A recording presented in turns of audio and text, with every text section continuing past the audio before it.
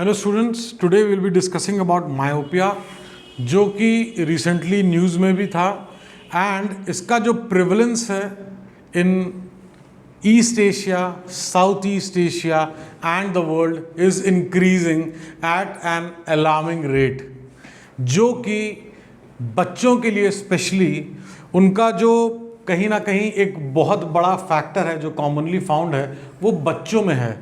और इसके वजह से एक जो ब्लरी विजन है, इसके वजह से यहाँ तक कि it can lead to many other diseases जो कि आइज से रिलेटेड हैं। It can even lead to complete vision loss. तो ये क्यों हो रहा है, कैसे इसको रोक सकते हैं और current scenario in our country India and in the world क्या है, इसको हम इस वीडियो में जानेंगे। अब इसमें हमने देखा commonly found in children as they grow, जैसे जैसे बच्चे बड़े हो रहे हैं उस तरीके से जब उनकी बॉडी में जो चेंजेस आ रहे हैं, we can see that the length of the eyeball and its power to refract light do not always align in leading to blurry vision। अब जब जो लेंथ ऑफ द आईबॉल है एंड जो power to refract the light है वो align नहीं होगा तो फिर धुंधला, blurry vision is nothing but धुंधला दिखना। अब कोई बच्चा है, उसको पढ़ना है, वो एक बहुत इम्पॉर्टेंट पार्ट है हमारी सोसाइटी का और एक मेजर चंक, बहुत बड़ा परसेंटेज अगर इस मायोपिया से ग्रसित हो जाएंगे या इस मायोपिया से क्या बोलते हैं उनको दिक्कत होगी, उनके विजन में दिक्कत होगी, तो डेफिनेटली उनके डेवलपमेंट पार्ट में बहुत बड़ा दिक्कत होगा, है ना। उनके कॉन्फिडेंस पार्ट में दिक्कत होगा, उनके एजुकेशन में भी दिक्कत होगा अगर ये कंप्लीटली अनचेक्ड रहता है तो। क्योंकि इसमें रोल सिर्फ गवर्नमेंट का नहीं है, इसमें रोल इंडिविजुअल का भी है, इसमें रोल पेरेंट्स का भी है, इसमें रोल स्कूल्स का भी है, इसमें ओवरऑल पूरी सोसाइटी को अवेकन होके इसके तरफ ध्यान देना होगा। अब वर्ल्ड और इंडिया सिनेरियो की अगर हम बात करें when it comes to myopia, अब ये जो मायोपिया है इसको वर्ल्ड हेल्थ ऑर्गेनाइजेशन, जिसको हम WHO के नाम से जानते हैं, इसने एस्टिमेट किया था कब, 2010 में एस्टिमेट किया था, आज से 12 साल पहले। तब इमेजिन करिए ऑलमोस्ट 2 बिलियन, आज की डेट में वर्ल्ड की पॉपुलेशन अराउंड 8 बिलियन है, तो 2010 में लगभग 2 बिलियन लोग थे जो कि मायोपिया से ग्रसित थे या उनको मायोपिया की दिक्कत थी। अब 2030 का एक फ्यूचर एस्टिमेशन अगर देखा जाए जो आ रहा है, एस्टिमेट आ रहा है कि ये 2 बिलियन से 2030 में 3.3 बिलियन हो जाएगा, जो कि वो पीपल होंगे 3.3 बिलियन जो कि मायोपिया से अफेक्टेड होंगे। सोचिए 3.3 बिलियन पीपल, आपका कितना बड़ा ह्यूमन कैपिटल जो है एक रिस्क पे आ रहा है। ह्यूमन कैपिटल क्या होता है?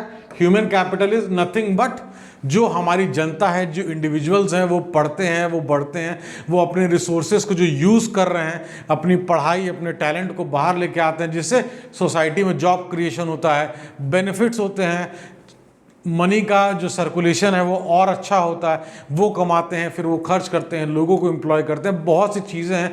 इकोनॉमिक्स का पार्ट है ह्यूमन कैपिटल फॉर्मेशन, लेकिन कहीं ना कहीं एक बहुत बड़ा हमारे ह्यूमन कैपिटल को, अगर ये 2 बिलियन की बात करें तो भी ये बहुत बड़ी चंक है, और अगर हम ये 3.3 बिलियन की बात करें 2030 तक, then also it becomes larger, क्योंकि ये कम नहीं हो रहा है, ये इंक्रीजिंग ट्रेंड में है।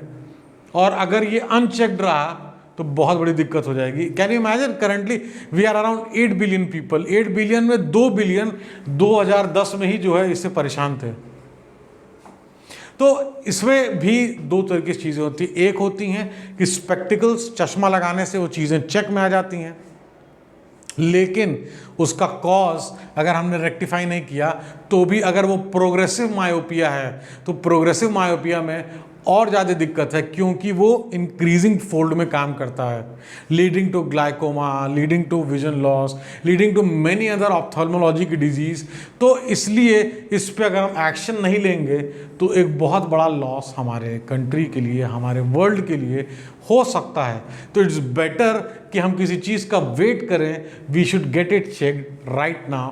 एंड इसकी जो भी एक्टिविटीज़ ज़रूरी है स्कूल के द्वारा, जो भी एक्टिविटीज़ ज़रूरी है पेरेंट्स के द्वारा, उस चीज़ को हमको तुरंत चेक में लेना है। अब coming to the causes of myopia, भाई मायोपिया क्यों जो है इस तरीके से इंक्रीज़ कर रहा है? भाई कोई भी चीज़ है वो इंक्रीज़ कर रही है, कोई बीमारी है वो इंक्रीज़ कर रही है, तो वो क्यों कर रही है? द बिगेस्ट फैक्टर या द क्वेश्चन इज वाई। तो उसका आंसर है, सबसे एक कॉमन आंसर है हमारा लाइफस्टाइल। कैसे? हम मोबाइल देखते हैं तो एकदम सामने देखते हैं, सर ऐसे नीचे रहता है, देखते रहते हैं। कोई बुला रहा है, रुको रुको। अब मोबाइल को तो हम पॉज कर सकते हैं, वीडियो को पॉज कर सकते हैं, लेकिन कोई बुला रहा नहीं, तुम रुको, हम पहले मोबाइल का वीडियो देखेंगे। बच्चा छोटा है, मोबाइल पकड़ लिया, बुक्स है एकदम पास में आके जो है, तो जो विजन के आई कांटेक्ट, एक डिस्टेंस मेंटेन करना होता है, एक एंगल मेंटेन करना होता है। आँख के सामने ऐसे मोबाइल रखें तो कुछ देर रखेंगे ठीक रहेगा, लेकिन होता क्या है कि जब मोबाइल सामने होती है उसकी रेज हमारे आईज में पड़ती हैं, और आँख जब देखते नहीं, आँख झपकना या पलक झपकना, जब मोबाइल सामने आ जाता है, लैपटॉप या पैड जो है आईपैड सामने आ जाता है, तो जो विजन जो हमारी ब्लिंक करती है वो रिड्यूस कर जाता है। उससे क्या होता है, हमारी आईज में एक स्ट्रेन पड़ता है, और वो स्ट्रेन और भी तरह तरह की दिक्कतों को पैदा कर सकता है, क्योंकि हम सनलाइट तो एंजॉय नहीं कर रहे हैं मैक्सिमम आजकल के बच्चे। स्पेशली इस आर्टिकल में जो द हिंदू में दिया है, इसमें साफ साफ दिया है कि अर्बन एरिया के जो लोग हैं, जो बच्चे हैं, वो और ज़्यादा इससे इफेक्ट जो है हो रहे हैं थ्रू आउट द वर्ल्ड। वो हमारे ऊपर है कि हम बच्चों को घर में बैठा के रखें या बाहर भेजें, फील्ड्स में जाएं, प्रोटेक्टेड रहें, but they should know how to enjoy the real life.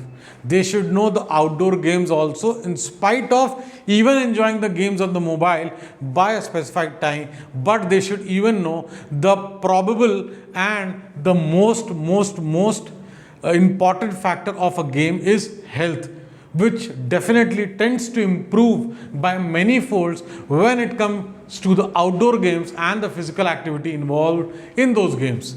तो वो हमारे ऊपर है कि हम इंडोर टाइम ज़्यादा रखें, है ना। और नियर वर्क क्या है, जो मैं बात कर रहा था कि मोबाइल को एकदम सटा के, बुक को एकदम सटा के, तो जब एंगल नहीं बनेगा, आईज पे स्ट्रेन पड़ेगा एकदम बगल में रखने से, और वही काम हो रहा है। चाहे बच्चे स्कूल में पढ़ रहे हैं तो भी डेस्क है, बच्चे इसे देख रहे हैं। और सबसे बड़ी दिक्कत है कि कहीं ना कहीं जो स्कूल है, घर है ना, जो नियर वर्क क्वांटम है, उसको वो कहीं ना कहीं मेंटेन करें। स्कूल में अगर बुक्स है तो घर में टीवी आ गया, घर में फ़ोन आ गया, घर में लैपटॉप आ गया, और इंक्रीजिंग ट्रेंड में है। The biggest factor is myopia तो इंक्रीज ही कर रहा है। जो नंबर ऑफ आवर्स हम जो देख रहे हैं, है ना, number of hours, that is in increasing trend. वो कहीं ना कहीं हमको चेक में रखना होगा। This big shift near work seems to be triggering an increase in myopia prevalence. भाई डेफिनेटली हम अनचेक्ड रखेंगे, ध्यान नहीं रखेंगे। ऑलरेडी 2.2 बिलियन था 2010 में, है ना, और 3+ बिलियन की बात हो रही है 2030 में, और अनचेक्ड रहेगा तो definitely it increase many fold. और चेक रखेंगे अगर उसके ऊपर, तो बहुत अच्छे से उस चीज़ को हम अपने कंट्रोल में ला सकते हैं। और अगर इंडिया की बात करें तो वर्ल्ड के अकॉर्डिंग जो परसेंटेज है east Asia and south East Asia का, लगभग 80 to 90%, आप इमेजिन करिए हाई स्कूल के बच्चे वो क्या है, मायोपिया से परेशान हैं। इसमें 20% के पास हाई मायोपिया की दिक्कत है। अगर 100 बच्चे हैं तो 100 में से 80 मायोपिया वाले हैं। कितनी बड़ी प्रॉब्लम है। इसलिए इन ईस्ट एशिया में अलार्मिंग रेट पे ये चीज़ें अभी हैं। अगर इंडिया की बात करें तो 50% इंडियन को हो सकता है ग्लोबल प्रोजेक्शन के हिसाब से 2050 तक मायोपिया की दिक्कत हो सकती है। And we should encourage annual screening. अब देखिए बात आती है कि हम प्रॉब्लम की बात कर लिए, अब यहाँ पे बात होगी इरेडिकेशन की। This is a step for eradication. अब इरेडिकेशन मतलब किसी का रोकथाम, कंट्रोल करना, इरेडिकेट। एनुअल स्क्रीनिंग, जैसे ये दिक्कत बच्चों में ज़्यादा है तो अगर हम एनुअल स्क्रीनिंग का प्लान करें स्कूल्स के अंदर तो एक बहुत बड़ा कंट्रोलिंग फैक्टर आएगा, है ना। जो बच्चे जो कहीं ना कहीं उनको अगर अर्ली एज में हम लोग स्पेक्टिकल के लिए थोड़ा सा एक कहीं ना कहीं एक आदमी के मन में होता है यार चश्मा लगाना पड़ेगा, ये है वो, दिक्कत बढ़ जाए ठीक है लेने चश्मा नहीं लगाएंगे भाई। तो अपने को उन चीज़ों से, उन बैरियर्स से, उन शैकल्स से फ्री होना है एंड मूव अहेड करना है। एनुअल स्क्रीनिंग को इनकरेज करना है बच्चों के स्कूलों में, और जिस भी बच्चों को जो ज़रूरत है according to their level spectacles की और नियर वर्क को अवॉइड करने की, रिड्यूस करने की मोबाइल और स्क्रीन टाइम को, वो करा जाए। Because time is to act now, अभी, until its gets too late. अगर लेट हो जाएगा तो कंप्लीटली अनचेक्ड है। ऑलरेडी दिखा रहा है 50% भारतीय भी रिस्क पे हैं, जो कि 2050 तक का एस्टिमेशन है according to the global perspective. समय बताएगा कि वो कितना सही है क्या गलत है, लेकिन ये जो आर्टिकल था द हिंदू का ये बहुत इम्पॉर्टेंट है हमारे लाइफ स्टाइल के पॉइंट ऑफ व्यू से, हमारे हेल्थ के पॉइंट ऑफ व्यू से, ग्लोबल प्रोजेक्शन के पॉइंट ऑफ व्यू से, and very very important thing is it's eradication. Thank you so much for watching this video. If you have any comments, do let us know.